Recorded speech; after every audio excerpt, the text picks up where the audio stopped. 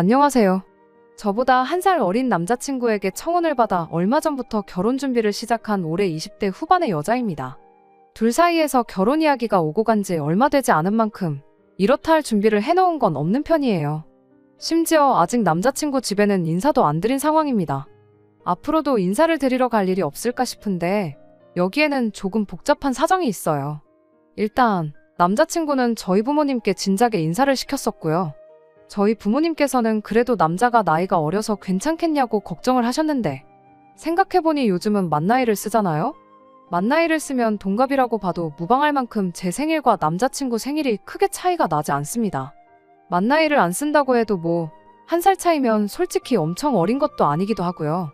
사회생활도 일찍부터 시작해서 밑으로 형님 하면서 따르는 회사 후배들도 여러 명 있고 군대에서도 분대장인가 뭔가 하면서 아직도 그때 후임들하고 연락하면서 지내는 거 보면 리더십도 있는 사람처럼 보였어요. 연애할 때도 데이트 장소라든지 이것저것 먼저 알아오고 뭐를 할지, 뭐를 먹을지 제 의견을 묻는다기보다는 이거 하자, 저거 하자 하면서 리드하는 스타일이었어요. 남자친구를 만나기 전에 만나던 사람들과 비교했을 때도 저보다 연상이었던 남자친구들보다 듬직한 면이 있었습니다. 나이가 저보다 1살 어리다고 한들 저보다 어른스러운 면도 있다고 생각했습니다. 그런 모습 때문에 결혼을 하기로 결정했지요. 당연한 소리겠지만 결혼하면 필요할 때 의지도 하면서 행복하게 잘 살 줄 알았어요. 바로 얼마 전까지는 말이지요. 남자친구 집에 아직 인사를 드리러 가지 못한 데에는 이유가 있습니다. 남자친구가 어머니를 끔찍하게 생각하는 사람이었거든요. 그거랑 인사를 못 드리러 간 게 무슨 상관이 있나 싶으신 분들도 계시겠는데 실은 남자친구한테는 낳아주신 어머니는 계시지만 키워주신 어머니가 안 계십니다. 연애하는 동안에는 홀아버지 밑에서 자랐다는 것만 알았지 거기에 얽힌 자세한 내막은 몰랐어요. 남자친구가 쉬쉬하는 편이기도 했고 가정사가 누군가에게는 약점이 될 수도 있는 거니 저도 일부러 알려달라고 캐묻지 않았습니다. 남자친구의 청혼을 받고 저희 집에 인사를 시킨 뒤 며칠 지나지 않아서 남자친구가 그제서야 자기 가족에 얽힌 이야기를 처음 저에게 해줬어요. 그때까지는 홀아버지 밑에서 자랐다길래 어머니가 일찍 돌아가셨겠거니 그렇게 생각을 했는데 그게 아니고 어머님이 남자친구가 어릴 적에 새살림 차려서 집을 나갔다고 해요. 그런데 그 새살림 차린 분이 다른 사람이 아니고 거의 한 동네라고 봐도 무방할 정도로 가까이 사는 사람이었답니다. 어머님이 집안일만 하고 사는 거 지겹다며 뭐 새로운 걸 배워보겠다고 컴퓨터 학원을 등록했는데 거기 원장하고 눈이 맞았다고 해요. 그 원장이란 사람은 사별해서 혼자 살고 있었다는데 그냥 새살림 차리면서 그 집으로 들어가서 살았답니다. 남자친구 밑으로 동생이 1명 있는데 둘이 어린 마음에 엄마 보고 싶다고 학원까지 찾아갔다가 어머니한테 니들이 여길 왜 왔냐고 혼내기까지 하셨다고 합니다. 동생이 어린 마음에 맨날 엄마 보고 싶다고 칭얼대고 그랬다는데 그때 남자친구 생각에 저러다간 동생이 삐딱선을 탈 수도 있겠다 싶어서 자기라도 마음을 굳게 먹어야겠다 다짐하고 일하러 나가신 아버님을 대신해 동생을 이끌어줬다. 이런 이야기를 하더라고요. 이야기를 듣고 나니 남자친구의 그런 리더십이 어려서부터 자연스럽게 몸에 배어온 습관인가 보구나 생각을 했습니다. 항상 자신감 넘치고 당당했던 그 모습 뒤에 그런 슬픈 과거가 있을 줄은 꿈에도 몰랐지요. 아직 한참 때 나이인데도 불구하고 결혼을 일찍 하고 싶어 했던 것도 하루라도 빨리 안정되고 화목한 가정을 꾸리고 싶은 욕심이 있기도 했다네요. 저를 사랑하는 마음은 당연한 거고요. 아무튼 남자친구가 자기가 이토록 외롭고 힘든 어린 시절을 보냈다는 이야기를 계속해서 듣게 되었어요. 그런데 남자친구의 이야기를 듣고 있다 보니 남자친구 속마음을 도무지 알 수가 없더라고요. 제가 남자친구였다면 당연히 그런 식으로 어린 자식 둘을 내팽개치고 새살림을 차린 것도 모자라 지척에 살면서 자기 자식들한테 찾아오지 말라고 단호한 말을 꺼낸 어머니가 미웠을 텐데 남자친구 말에는 어머니에 대한 미움보다는 그리움이 더 커 보였어요. 심지어 여지껏 혼자 몸으로 자식 둘을 키워오시고 독립시켜준 아버님에 대해서는 그런 노고에 대한 감사함보다 대체 엄마한테 얼마나 못했길래 집을 나가게 만들었냐는 원망이 더 강해 보였습니다. 백번양보에서 어린 시절에 어머니의 부재가 컸던 만큼 어머니에 대한 그리움은 당연히 있을 수 있다 생각하지만 그렇다고 해서 아버지를 미워할 필요까지는 없는 거 아닌가 싶었거든요. 어쨌든 고생하신 건 아버님이 다 하셨으니까요. 그런데 예상외로 남자친구는 아직 독립 못해서 아버지의 도움이 필요한 동생 때문에 아버지 대접을 해주고 있는 거지 동생만 독립하면 당장 아버지 보고 살 일은 없다는 식으로 말을 해왔습니다. 그런 이유로 저를 집에 인사시키지 않고 있던 거였지요. 제가 모르는 이야기가 더 있을 수도 있으니 남자친구 생각이 그러하다면 그렇게 하는 게 맞다 싶었어요. 결혼식 올릴 때 혼주석을 비워둔다고 한들 본인이 원하는 게 그거라면 어쩔 수 없다고 생각했지요. 그런데 그게 아니었어요. 저희 집에 남자친구를 인사시킨 지 며칠이 지나서 남자친구의 주도로 일단 남자친구의 동생을 먼저 만나보게 되었고, 그날 남자친구가 조만간 어머니랑 상의해서 날 잡을 테니 결혼 허락 받으러 거길 다녀오자는 이야기를 듣게 되었습니다. 어릴 적에 학원까지 찾아가서 문전박대 당했다는 이야기를 들었을 때 당연히 어머님하고는 그 뒤로 연을 끊었겠거니 생각했는데 그게 아니었던 겁니다. 알고 봤더니 남자친구가 취직하고 나서 집에서 나와 독립한 시기부터 어머님하고 연락을 주고받고 있었다는 사실을 또 새로 알게 되었지요. 어떻게 자기 연락처를 알아내서 그래도 모자간인데 지난날은 다 잊고 잘 지내고 싶다고 연락이 왔다고 해요. 남자친구 동생은 어릴 때 충격이 너무 컸던 나머지 아직도 연락을 안 하고 있는 상황이랍니다. 그리고 그날 이후로 남자친구는 쭉 가족들 모르게 해서 어머님하고 지속적으로 연락을 주고받고 있었나 봐요. 그리고 아버지한테도 아직 말을 안 한 저희 결혼 소식을 어머니한테만 이야기를 했다고 하는 겁니다. 차라리 제가 처음 생각했던 대로 어머님, 아버님 양쪽 다 인사 안 시키고 결혼식 때도 혼주석을 비워둔 채로 진행하자고 했으면 이해라도 했을 텐데. 호적상 실제 가족인 아버지는 빼고 이젠 남이 되어버린 어머니한테만 인사를 시키겠다니 솔직히 이해가 가질 않았고 혼란스럽기까지 했습니다. 그러면서 동시에 다른 걱정도 생기게 되었지요.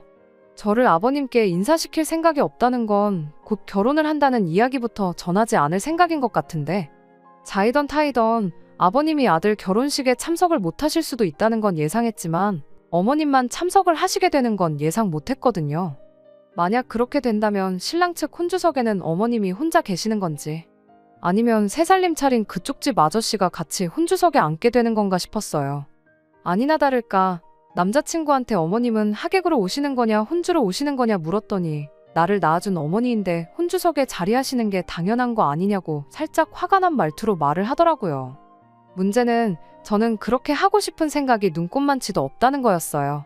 그렇다고 남자친구한테 피덩이 같은 두 자식 버리고 새살림 차린 당신 어머니는 혼주석에 앉을 자격이 없으니 결혼식에 부르더라도 하객석에 앉게 하라고 할 수도 없는 노릇이기도 했고요. 제가 고리타분한 사고를 가지고 있는 걸지도 모르겠습니다만 결혼이 일륜지대사라고 하는 만큼 지켜야 할 기본적인 도리가 있다고 생각하거든요. 양가 집안이 하나가 되는 건데 서류상 한 가족인 아버지는 결혼식에 부르지도 않고 이젠 남의 가족인 어머님과 완전 생판남인 그 집 아저씨를 저희 부모님과 같은 선상에 두는 것부터 말도 안 된다고 생각했어요. 물론 남자친구가 혼주석에 계신 어머님 옆에 그 새살림 차린 아저씨가 앉을 거라는 말을 하지는 않았지만 아무튼 괜히 더 따지고 들어봐야 말다툼만 일어날 것 같아서 저도 거기까지만 말하고 다른 말은 따로 하지 않았습니다. 이제 결혼 준비를 막 시작한 만큼 대화로 충분히 풀어나갈 가능성이 있지 않겠나 싶었거든요. 아직도 한 집에 같이 사는 동생이 있는데 심지어 동생은 어머니를 두 번 다시 볼 생각이 없는 것처럼 보이는데 설마 아버지 모르게 결혼을 할 수나 있을 리가 있겠나 싶었기도 하고요. 그리고 며칠 전 남자친구가 다음 주 주말에 시간이 되느냐고 물어왔어요. 어머니랑 약속 잡아놨다고 되도록이면 시간 비워놓으라는데 올 것이 왔구나 싶은 기분이었습니다. 진짜 이러다간 아버님은 결혼식장에 발도 못 붙이고 혼주석에는 생판남이나 마찬가지인 모르는 아저씨가 앉아있을 것만 같고 한마디 하지 않을 수가 없더라고요. 그래서 제가 아무리 생각해도 이건 아닌 것 같다고, 너를 낳아주신 어머니니까 인사드리는 게 문제가 되는 건 아니지만 혼주인 아버님께 먼저 인사를 드리고 그 후에 어머님한테 인사를 드리는 게 순서가 맞는 것 같다고 한마디 했습니다. 그랬더니 남자친구가 정색을 하더라고요. 아버지는 없는 걸로 생각하면 된다고요. 여지껏 평생을 어머니가 없는 거라 생각하고 살았는데 아버지가 없는 것처럼 사는 거 일도 아니라고. 어차피 너도 우리 아버지 얼굴 한 번도 본 적 없지 않냐며 원래 없던 사람인 셈 칠합니다. 그러면 간단한 거 아니냐는데? 워낙에 고집을 부리기에 일단은 알겠다고 한 상황입니다. 아직 어머님을 만나기로 한 날까지 열흘 정도 시간이 남아있는 상황인지라 어떻게든 남자친구 설득해서 아버님한테 먼저 인사를 올리던지, 정 안 되면 어머님 먼저 만나 뵙고 나서 아버님께도 인사를 드리러 가자고 하고 싶은데 부모님 축복 속에서 결혼하는 게 이렇게 힘든 일인 줄은 몰랐습니다. 남자친구 가정사인데 제가 너무 오지랖을 부리는 건가 싶기도 하고요.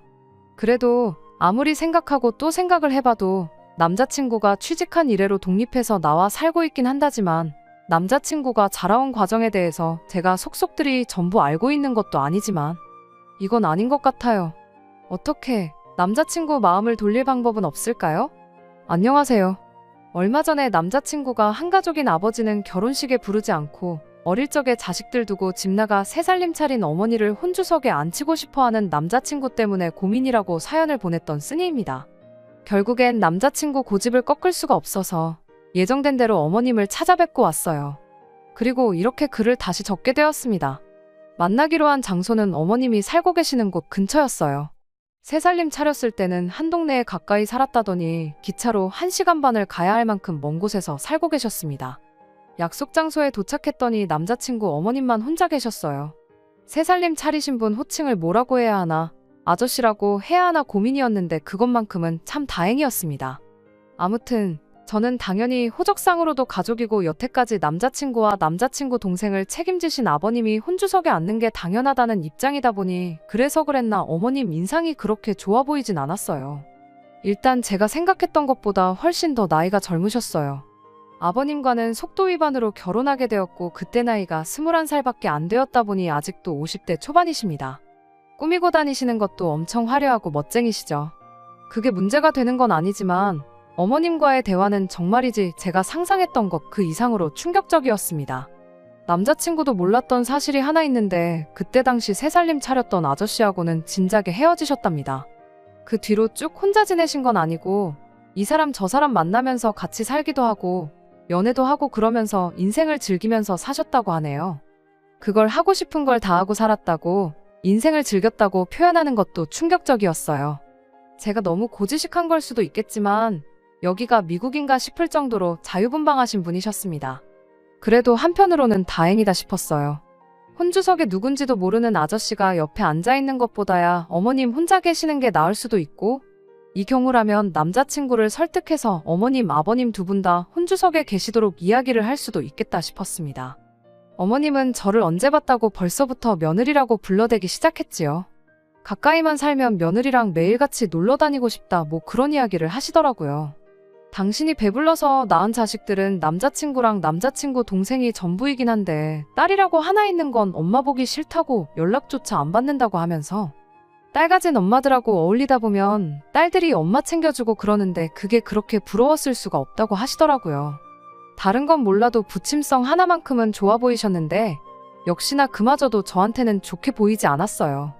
아무튼 그렇게 이야기를 나누는데 남자친구와 그간 몇 년 동안 연락을 하고 지내긴 했지만 남자친구도 어머님을 이렇게 직접 만나는 건 이번이 처음인 것 같아 보였습니다. 남자친구 취직해서 독립한 이래로 벌써 3년이라는 시간이 흘렀는데 3년 동안 연락을 주고받으면서 얼굴 한번 안 봤다는 것부터 이해가 되질 않았지요. 말로는 우리 아들 일하느라 바쁜데 방해하고 싶지 않아서라는데 아무리 두 사람 사이에 거리가 멀다지만 외국에 살고 계신 것도 아니고 대한민국이 교통수단이 안 좋은 나라도 아닌데 어머님이나 남자친구 두 사람 중 한 명이 마음만 먹으면 보러 올 수 있는 거 아닌가 싶었거든요. 계속 이야기를 듣다 보니 어머님 쪽에서 남자친구가 내려오겠다는데도 이 핑계 저 핑계 대면서 나를 미뤄왔던 것처럼 들렸어요. 말로는 동생도 같이 해서 보고 싶었다 그런 식으로 이야기를 하는데 저는 그 말이 왠지 의심까지 가기 시작했어요. 아니나 다를까 대화의 화제에서 저는 빠지게 되었고 그 자리는 20년 만에 만난 감격에 모자상봉의 자리로 돌변해버리고 말았습니다. 이럴 거면 둘이 먼저 만나고 할 말 다 하고 나서 나를 인사시키던가 하지. 사람 불러놓고 이게 뭐 하는 건가 싶을 만큼 저는 안중에도 없었어요. 꿔다 놓은 보릿자루 마냥 옆에 앉아서 두 사람 하는 이야기를 계속 듣고 있었는데 따지고 들고 싶은 게 한두 개가 아니었습니다. 아버님이랑 헤어지게 된 이야기부터 시작하는데 오늘 하루 만에 이 이야기가 다 끝나긴 하려나 싶었죠. 대충 간략히 설명하자면 어머님이 속도 위반으로 원하지도 않는 결혼을 하게 되었는데 그렇게 10살이나 어린 멀쩡한 여자 인생을 꼬아놓았으면 잘해주기라도 해야지 당신이 무슨 자기 애 키워주는 사람처럼 대했다고요. 돈 벌어다 주면 그게 다인 줄 아는 아버님의 횡포를 견딜 수가 없어서 집을 나오게 되었던 거라고 하셨어요. 자세한 내막을 알고 있는 건 아닌데 그냥 제가 듣기에는 아버님은 가장으로서 어린 아내와 핏덩이인 자식을 위해 열심히 일을 하셨고 어머님은 평범하게 애 키우는 전업주부의 삶을 사셨던 것처럼 들렸거든요. 산후 우울증이니 육아 스트레스니 힘들다는 거 알고 있지만 남자친구 태어나고 2년 지나 둘째인 동생도 태어난 거 보면 딱히 두 분 관계에 큰 문제가 있던 것처럼 보이지도 않았고요. 남자친구랑 동생이 어느 정도 크고 나서 시간적 여유가 생기게 되었을 때 새로운 거 배우고 싶다고 컴퓨터 학원도 다니시고 했던 거 보면 아버님이 어머님을 어디 밖에도 못 나가게 하고 집에서 애만 키우라고 하셨던 분도 아닌 것처럼 보였고요. 아무튼 그렇게 같이 새살림 차린 그 학원원장과는 3년 정도 같이 살다가 그러다가 갈라서고 어머님 혼자 이쪽 지역으로 내려오시게 되었다고 해요. 어떻게 헤어지게 되었는지에 대해서는 이유를 따로 설명해주지는 않으셨습니다. 남자친구는 그 이야기를 듣고 그 사람은 고작 3년 만에 어머님하고 갈라서려고 우리한테서 어머니를 빼앗아갔던 거냐며 분개했지만 어머님 혼자 이 지방까지 내려오게 된 데에는 분명히 갈라설 만한 이유가 있었을 거라 생각합니다. 누구 잘못인지는 모르지만 어머님이 어쩌다 그렇게 된지 설명을 생략하는 것만 봐도 대충 짐작이 가는 상황이었고요. 아무튼 그 뒤로 이 지역에 정착해서 혼자 지낼 때도 있었고 혼자 지내는 다른 사람과 같이 지낸 적도 있었고 그런 식으로 살다 보니 갑자기 자식들이 그리워져서 어떻게 남자친구 연락처를 알아내서 용기 내 연락을 하셨던 거랍니다. 이야기 듣는 내내 뭐 하나 명확하게 오해를 풀 만한 이야기는 없었어요. 제가 너무 삐딱한 자세로 어머님이 하는 말을 들어서 그런 걸 수도 있겠다 싶기도 했습니다. 남자친구는 눈물까지 보이며 어머니가 그간 고생 많으셨던 것 같다며 뚝뚝 눈물까지 흘리고 있었기 때문이에요. 이야기가 길어지는 덕분에 주문한 음식들에는 손도 대지 않은 상황이었죠. 대충 이야기 마무리되고 나서 그제서야 식사를 시작했는데 남자친구가 이것도 맛있다 저것도 맛있다 하면서 어머니도 드셔보시라 하는데 그 모습을 보니까 어머니가 있는 일상이 저한테는 당연한 것인데 남자친구한테는 얼마나 갖고 싶은 일상이었을까 싶기도 하고 또 그간 어머니가 얼마나 그리웠을까 그런 생각도 들고 안쓰럽기도 하더라고요. 그렇다고 해서 여태까지 자기를 키워준 아버지를 결혼식에 부르지도 않을 만큼 미워할 필요까지 있나 싶긴 하지만서도 저는 어머니 없이 자라온 그 심정을 절대 이해 못하겠다는 생각을 하니까 또 제가 너무했나 싶기도 하고 정말 오만 가지 생각이 동시에 들었습니다.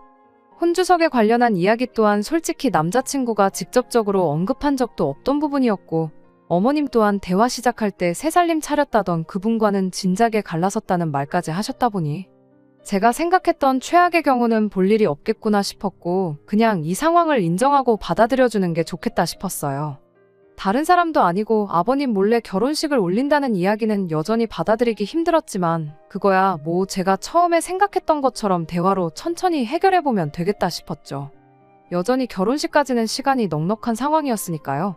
식사를 다 마치고 나서 계산은 남자친구가 했어요. 밥값이 꽤 많이 나왔었거든요. 식사 마치고 나서 계산할 때 되니까 어머님이 먼저 밥 잘 먹었다고 커피는 자기가 쏘겠다고 말을 꺼내고는 먼저 가게 밖으로 나가셨어요. 어른이라고 무조건 계산을 해줘야 한다는 건 아니지만 그래도 몇십 년 만에 처음 아들을 직접 만나는 자리였던 데다가 거기에 저까지 있었는데 조금 의아했어요. 이후 저희는 택시를 잡아서 어머님이 자주 가신다는 카페로 향했습니다. 메뉴를 고를 것도 없이 카페 들어서자마자 어머님이 먼저 가서 아메리카노 3잔을 주문하셨어요. 밥 먹은 직후라 그런지 달달한 게 땡겼지만 카페에서도 제일 싼 메뉴로 묻지도 따지지도 않고 시키신 것 그리고 밥값 계산할 때 먼저 쪼르르 나가신 것으로 보아 어머님이 현재 주머니 사정이 별로 좋지 않구나 하는 걸 대번에 짐작할 수 있었습니다. 아무튼 식사하는 동안에는 감격의 모자 상봉과 더불어 어머님이 그동안 어떻게 지내오셨는지에 대한 이야기가 대화의 주된 주제였다 보니 카페에 와서야 비로소 저희들 결혼에 대한 이야기가 오가기 시작했어요. 어머님이 처음 저희한테 했던 질문이 두 사람 다 나이가 20대 후반인데 무슨 돈이 있어서 결혼을 하기로 했느냐는 질문이었어요. 마침 남자친구네 회사에서 결혼한 직원에 대해서 2억까지 전세금을 지원해주는 복지제도가 있는데 그걸 이용해서 일단 신혼집 먼저 구하고 차근차근 하나씩 맞춰나갈 계획이라고 설명드렸습니다. 그 말을 듣고는 어머님이 역시 우리 아들이라면서 능력이 있으니까 회사에서 그만큼 지원해주는 거 아니겠냐고 엄청 좋아하시더라고요. 그러더니 저한테 우리 며느리는 돈을 얼마나 버느냐고 대놓고 물어오셨어요. 말투가 마치 우리 아들 덕분에 신혼집 문제를 해결한 거나 마찬가지인데 너는 우리 아들 해오는 만큼 해오는 건지 한번 확인해봐야겠다는 말투였죠. 월급에 대해서 숨길 것까진 없지만 대답하기 조금 꺼려지는 질문이었는데 그래도 거기서 비밀이라고 하기도 뭐해서 그냥 한 달에 300 정도 벌고 있다 솔직하게 대답했습니다. 성과급 같은 거 생각하면 350 정도 받는다고 봐도 무방한데 굳이 거기까지 말할 필요는 없겠다 싶어서 참았네요. 그런데 계속해서 어머님 입에서 나오는 질문들이 전부 다 돈에 관한 이야기였어요. 저희 부모님 이야기까지 물어보시면서 두 분이 같이 살고는 있는지, 노후 준비는 다 되어 있는지부터 살고 계신 집이 자가인지 전세인지, 대출은 남아있는지까지 대답하기 난감한 질문들을 계속해서 물어오셨습니다. 쏟아지는 질문들이 너무 부담스러워서 잠깐 화장실 좀 다녀오겠다고 하고 자리에서 일어났어요. 겸사겸사 분위기도 환기시키고 제가 자리를 비운 만큼 대화의 화제도 다른 곳으로 돌아가지 않을까 생각을 했거든요. 두 사람이 화장실 쪽을 등지고 앉아 있었는데 둘이 무슨 대화를 나누는지 제가 가까이 오도록 눈치도 못 채고 대화에 열중한 상태였어요. 저도 정확한 내용이 뭔지는 아직도 모르지만 전후 상황을 유추해보면 조금 애매한 내용이었습니다. 용돈이 어쩌고 한 달에 150이면 충분하다는 내용이었고 제가 자리에 가까워오자 두 사람이 황급하게 대화를 멈췄거든요. 혹시나 싶어서 무슨 이야기 나누셨냐 물어보니 별거 아니라는 듯이 얼버무리기 시작하는데 그게 아직도 신경 쓰이긴 하네요. 아무튼 제가 생각한 대로 제가 화장실에 다녀오는 동안 분위기가 많이 환기되어서 더 이상 저희 집 경제 상황에 대해서는 이야기가 나오지 않았어요. 어머님이 아들이랑 이렇게 같이 시간을 보내니까 너무 좋다고, 이렇게 좋은 줄 알았으면 진작에 그 사람이랑 갈라섰을 때부터 연락을 하고 지낼 걸 그랬다 하시면서 또다시 모자상봉의 감동에 취하기 시작했습니다. 저희가 기차를 타고 왔다 보니 돌아가는 시간을 맞춰야 해서 어머님과 인사하는 자리는 그렇게 어영부영 끝이 나게 되었습니다. 어머님이 저희를 기차역까지 배웅해 주셨는데 헤어지기 직전에 어머님이 충격적인 이야기를 하나 더 꺼내오셨어요. 3주 정도 뒤에 다시 한번 내려올 수 있냐고요. 날짜를 확인해보니 금요일이었는데 회사에 휴가를 내서라도 둘이서 같이 오라고 하시더라고요. 기차표는 토요일에 돌아가는 표로 끊으라고 하셨고요. 무슨 일 때문에 휴가까지 내서 오라는 건가 싶었는데 어머님이 혼자 살고 있는 집도 구경시켜주고 지금 같이 살고 있지는 않지만 만나고 있는 사람이 있는데 그이도 소개시켜주고 싶다고 하더라고요. 제가 대답도 하기 전에 남자친구가 당연히 시간을 내겠다고 대답을 했어요. 그런데 저는 그때부터 거의 멘붕 상태나 마찬가지였습니다. 새 살림 차렸다던 분하고는 헤어졌다고 하길래 제가 최초에 걱정하던 문제는 신경도 안 써도 되겠다 안심하고 있었는데 만나는 사람이 있다고 하니 엄청 신경이 쓰이기 시작했어요. 저는 굳이 안 봐도 되는 사람이긴 했는데 괜히 저 없이 셋을 만나게 했다가는 무슨 이야기가 오가게 될지 모르겠어서 그날 나는 안 간다고 말하기도 뭐하더라고요. 거기에 집에 오는 기차 안에서 남자친구한테 아까 카페에서 나 화장실 다녀오는 동안 어머님하고 무슨 이야기 나눴냐고 물어봤는데 별 이야기 안 했다고 얼버무리는 모습을 보니 더더욱이 그날 안 가겠다고 할 수가 없었습니다. 그리고 시간이 흘러 벌써 다음 주가 다시 내려가기로 한 그날이에요. 여전히 남자친구는 아버님한테 저를 소개시켜주고 싶은 마음이 없어 보이고요. 그날 카페에서 저 없이 둘이 나눈 대화 내용을 유추해보건대 아무래도 결혼하면 어머님한테 보낼 용돈에 대해 이야기하는 것 같은데 남자친구한테 몇 번을 물어봐도 시원하게 대답도 안 해주고 이젠 혼주성 문제가 아니라 용돈 문제로까지 골머리를 썩게 생겼으니 정말 미치고 팔짝 뛸 노릇입니다. 한 달에 150이면 남자친구 월급의 절반 정도 되는 액수거든요. 다음 주 돼서 내려가 보면 대충 갈피가 잡힐 것 같기는 한데 진짜로 제가 생각한 최악의 상황으로 흘러갈까봐 그게 너무 걱정입니다. 안녕하세요. 오늘 올리는 글로 더 이상 글을 올릴 필요가 없게 되었습니다. 결론부터 말씀드리자면 남자친구하고는 결혼 안 하기로 했어요. 예정되었던 대로 휴가까지 내서 지난주에 남자친구 어머니 살고 계신 곳에 다녀왔고 그날 그 자리에서 결혼 엎어버리고 왔습니다. 진작에 아버지를 결혼식에 안 부르겠다는 헛소리 할 때 알아보고 때려쳤어야 하는데 무슨 좋은 꼴 보겠다고 2달 반이라는 긴 시간을 버텼는지 참 후회가 되네요. 이번에는 남자친구 어머니가 기차역까지 저희를 마중 나오셨어요. 거기서 곧바로 택시를 잡아서 어머님 집으로 향했고요. 물론 택시비 또한 남자친구가 냈습니다. 어머님 혼자 살고 계시는 집이다 보니 집이 많이 좁은 편이었는데 저희 온다고 음식 준비하다가 시간 맞춰서 역에 마중 나오신다고 미처 정리를 못하고 나온 건가 싶을 정도로 집이 난장판이었습니다. 그래도 아들하고 아들 며느리 될 사람 온다고 이번엔 저희를 위해 진수성찬을 차려주시려고 하는 건가 싶었는데 그게 아니었어요. 외투를 벗어서 어디다 걸어놓아야 하나 두리번대고 있는 저한테 앞치마부터 건네주셨거든요. 저희가 조금 더 일찍 왔었으면 좋았겠다며 혼자 하느라 아주 죽는 줄 알았다고요. 아직도 할 일이 산더미니 일단 당신부터 도우라면서 저를 잡아 끌었어요. 그러던 와중에 남자친구한테는 앞치마가 아니라 TV 리모컨을 쥐어주시더군요. 엄마가 힘든 건 다 해놨으니까 둘이 하면 금방 끝날 거라며 1시간 정도 가서 TV나 보고 있으라고요. 저는 영문도 모른 채 어머님 손에 이끌려 바닥에 앉아서 온갖 전을 부치기 시작했습니다. 명절 때 저희 집에서 음식 준비하는 거 몇 번 도와드렸던 적이 있어서 어려울 건 없었어요. 어머님은 주방과 거실을 분주하게 왔다 갔다 하시며 이 음식 저 음식 마무리 짓는데 열중이셨고요. 대충 보니까 탕국에 갈비찜, 삼색나물에 이것저것 하고 계셨는데 거기에 제가 동태전에 육전, 산적까지 붙이고 있었으니 누가 봐도 이건 저희 온다고 차려내는 잔치 음식이 아니라 제사 음식을 준비하고 있구나 싶었어요. 어머님이 밑준비 해놓은 전을 거의 다 부쳐갈 때쯤 어머님도 다른 음식들 하던 게 다 끝났는지 제 쪽으로 오더라고요. 제가 해놓은 걸 보더니 벌써 이만큼이나 해놓았냐며 아주 손이 야무지다고 1등 며느리감이라고 칭찬을 해주시는데 칭찬을 받고도 그렇게 기분이 안 좋아 보긴 또 처음이었네요. 아무튼 그렇게 도착하자마자 1시간 정도 일을 했어요. 다 끝나고 나서 남자친구도 어머님이 제사 음식을 준비하고 있는 것 같다 싶었는지 할머니, 할아버지 두 분 다 살아계시지 않냐고 외가에 제사가 있느냐고 물어보더라고요. 그리곤 어머님 입에서 정말 생각지도 못한 대답이 이어졌습니다. 왜? 지난번 저희랑 헤어질 때 저희한테 만나고 있는 분을 소개시켜주겠다고 하셨잖아요? 내일 그 집에 제사가 있어서 어머님이 음식을 준비한 거랍니다. 남자친구도 그건 이해하기 힘들었나 봐요. 만나는 사람이면 결혼한 것도 아니지 않냐. 어머니가 왜 그 집 제사 음식을 준비하시냐고 따져묻더라고요. 그런데 이어진 어머님 대답이 아주 가관이었습니다. 그이가 제사를 얼마나 중하게 여기는 사람인 줄 아냐면서 다 당신이 그 사람하고 잘 되기 위해서 하는 거라고요.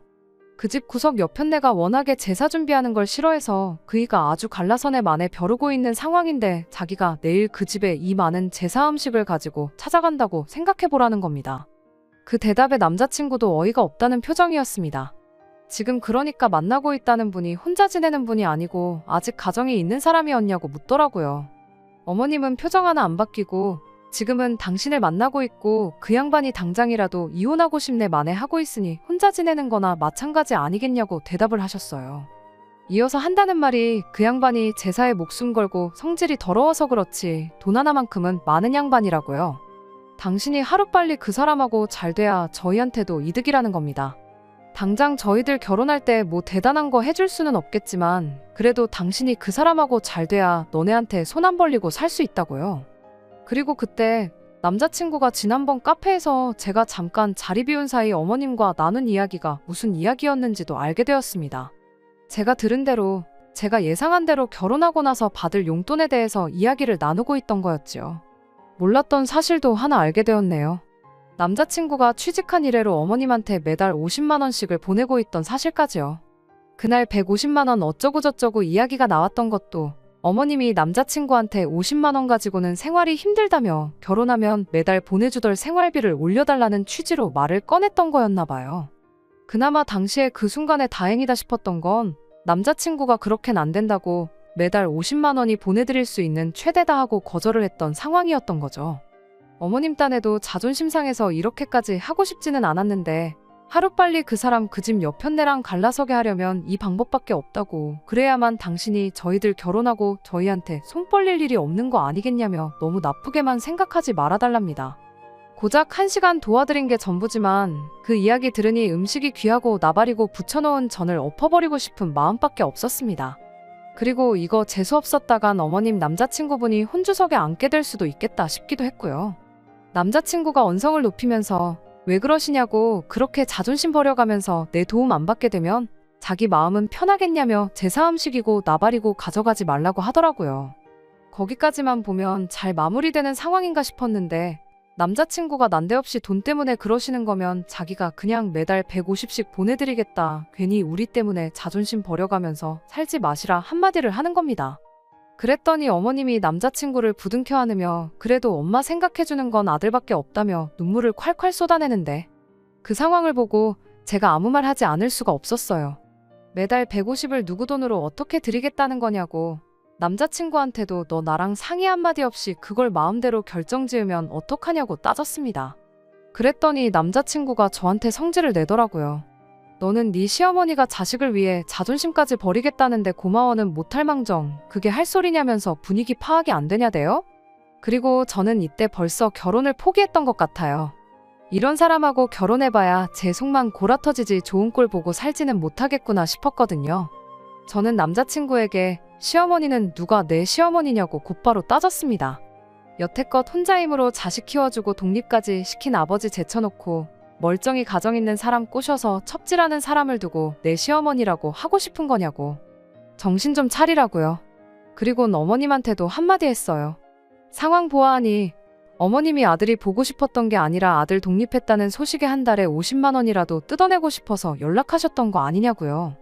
첩질을 해서 그 집 본처 자리를 차지하던 장가 보내놓은 아들한테 매달 150만 원씩 뜯어내던 어머님은 손해보는 거 아무것도 없는 거 아니시냐고. 엄마 없이 자란 걸 평생의 상처로 여기던 불쌍한 아들 마음을 이런 식으로 이용하는 게 어디 있냐고. 진짜 엄마가 맞기는 하냐고 한마디 따졌습니다. 어린 자식들 두고 멀쩡한 집 파탄 내고 새 살림 차린 것도 모자라 이제는 또 멀쩡한 가정 하나 파탄 내려고 첩질하는 사람이 남의 집 제사에 기웃거리시냐고 그렇게 살지 말라고 한마디 했어요. 제가 이렇게 일침을 놓는 걸 가지고 남자친구가 저한테 고마워해 주길 바란 것까진 아니었는데 남자친구는 저한테 고맙다거나 미안하다고 사과를 하기는커녕 너 지금 우리 엄마한테 말버릇이 그게 뭐냐고 개거품을 물더라고요. 어차피 결혼하기로 한 거 파토낼 각오로 내지른 건데 남자친구까지 저러니 저도 더는 참을 필요가 있나 싶었어요. 그래서 일단 제가 영문도 모르고 붙여놓은 전부터 바닥에 내동댕이 쳐버렸습니다. 나물 묻혀놓은 거 담아놓은 것도 그대로 싱크대에 털어버리고 탕국이랑 갈비찜 해놓은 냄비까지 다 엎어버리고 나서 남자친구와 남자친구 어머니한테 한마디 했어요. 어머님은 이걸로 이제 첩질도 못하게 된 것 같으니 엄마 불쌍하게 여기는 아들하고 둘이서 살면 되겠다고 했어요. 동시에 남자친구한테는 힘들게 되찾은 어머니를 누군지도 모르는 다른 남자한테 빼앗길 뻔한 거 내가 되찾아준 거니까 나한테 성질 부리지 말라고요. 그리고 두 번 다시 어머니 다른 사람한테 넘겨줄 생각 말고 끔찍히 아끼는 아들이 평생을 모시고 책임지고 살면 되는 거 아니겠냐고 한마디 해줬습니다. 겨우 이딴 것 때문에 내가 회사에 휴가까지 내고 내려온 게 아깝다고 내일까지 있을 것도 없고 나는 먼저 돌아갈 테니 음식 다시 해서 그 집구석에 갖다 바치던 알아서들 하라고 말하고 저는 그 집을 빠져나왔어요. 그리고 그 길로 기차표 새로 끊어서 집으로 올라왔습니다. 애초에 혼주석에 누가 앉고 그런 게 문제가 아니었어요. 애초에 대화로 풀어서 들을 머리가 있던 사람이었으면 키워준 아버지 은혜도 모르고 어머니만 결혼식에 부르겠다는 말도 하지 않았을 테니까요. 그때 벌써 파혼을 했었어야 했는데 거의 3달에 가까운 시간을 낭비한 기분이네요. 아무튼 그렇게 남자친구하고는 끝이 나고 말았어요. 끔찍히 여기는 어머니 눈치가 보여서 그런가 그날은 물론이고 다음날이 밝을 때까지 저한테 연락 한 통 없더라고요. 그 덕에 오히려 마음을 굳게 먹을 수 있었어요. 괜히 미안하다, 잘못 생각했다 연락이라도 오면 어떻게 해야 하나 싶었는데 말이죠. 얼마 전에 남자친구가 아니라 남자친구 여동생한테서 전화가 왔었어요. 처음 어머니한테서 연락이 왔다고 했을 때부터 자기가 연락 못하게 막았어야 했다며 저한테 미안하다고 사과를 하더라고요. 오히려 아직 대학생밖에 안 된 여동생이 생각이 더 깊구나 싶었습니다. 남자친구 때문에 아주 집이 난리가 났다고. 어머님이 50만 원 가지고는 생활이 불가능하다고 그래서 아예 서울로 모시고 왔다고 그러더라고요. 심지어 남자친구가 회사에서 내준 독신자 전용 사택에서 살고 있었는데 어머님하고 같이 지낼 수가 없으니 어머님을 본가로 모셨대요. 집이 아주 풍비박산이 나기 직전이라면서 어머니는 자기가 어떻게든 해결해 볼 테니 저보고 지 오빠 좀 설득해서 다시 결혼하면 안 되겠냐고 사정사정을 하는데 동생한테는 미안하지만 다시 잘해볼 생각은 추호도 없다고 단호하게 한마디 해주고 전화를 끊어버렸습니다. 그래도 한편으로는 어머님한테 고마운 점도 있어요. 괜히 결혼하고 나서 저희들 앞에 나타났다면 그건 그거대로 더 큰일이었을 테니 말입니다. 깔끔하게 상견례도 하기 전에 결혼을 파토낼 계기를 주신 점이 참 감사할 따름이에요. 쓸데없이 오지랖 부리는 성격이라고 생각했는데 그래도 그 덕에 착한 일 많이 해서 하늘이 저한테 2번째 기회를 줬나 싶기도 하네요. 다른 건 몰라도 앞으로도 항상 제가 옳다고 생각하는 것에 확신을 갖고 착한 일 많이 하면서 살아야겠구나 싶어요. 끝까지 들어주셔서 감사합니다. 오늘의 사연은 여기까지입니다. 구독과 좋아요, 알람 설정 부탁드리고 더 좋은 사연으로 다시 찾아뵙겠습니다. 감사합니다.